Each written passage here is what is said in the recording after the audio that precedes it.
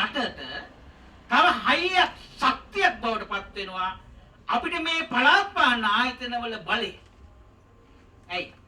අපි මුදල් වෙන් කරාට වැඩක් නැහැ. ඒ මුදල් ප්‍රතිපාදන වලින් සංවර්ධන කටයුතු කරන්න ඕන. නැත්නම් මුදල් ටික අවුරුද්ද අවසානයේ යනවා. ඒ සංවර්ධන වැඩ ටික හරියට කරගන්න නම් අපිට මේ බිම්මට්ටමේ ඉන්න අපේ මහජන නියෝජිතයක් ශක්තිමත් විදියට ඒකට සක්‍රීය දායකත්වයක් අපිට සපයන්න.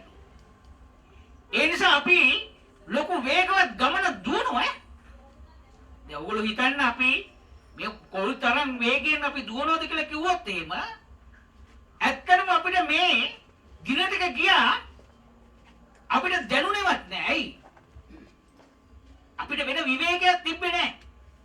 ඔයගොල්ලන්ට කියන්න සත්‍ය తත්වේ අපේ සමහර ඇමතිවරු මම හිතන්නේ රෑ 12 වෙනකම් වැඩ කරනවා.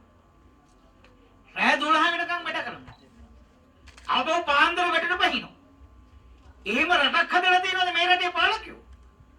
එහෙම ඇමතිවරු ඉඳලා තියෙනවද මේ රටේ? එහෙම නියෝජ්‍ය ඇමතිවරු ඉඳලා තියෙනවද මේ රටේ? එහෙම මන්ත්‍රීවරු ඉඳලා තියෙනවද මේ රටේ?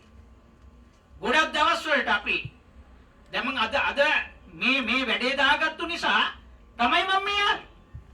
එහෙම නැත්නම් අද මේ හවස 6න් පස්සේ අදත් තියෙන රැස්වීමක් මට යන්න. ඒ නිසා ගොඩක් වෙලාට අනුර සහෝදරයා අපි පාර්ලිමේන්තු මන්ත්‍රීවරුන්ට ඒ අවශ්‍ය රැස්වීම් දාගන්නේ දවල්ට දාගන්නේ නැහැ. ඇයි? දවල්ට අපි ලොකු වැඩ.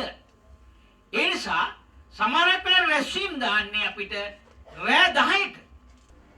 අපේ ෆෝන් වල තියෙන මිස් කෝල් ගොඩක් ඈ. තරහ වෙන්න එපා. සමහරව හිතනවා මේ දැන් නේ ඡන්දෙට ඉස්සෙල්ලා ෆෝන් එක ඉස්සුවා දැන් උස්සන්නේ නැහැ කියලා. ඇයි මේ වෙලාව තියෙන්නේ?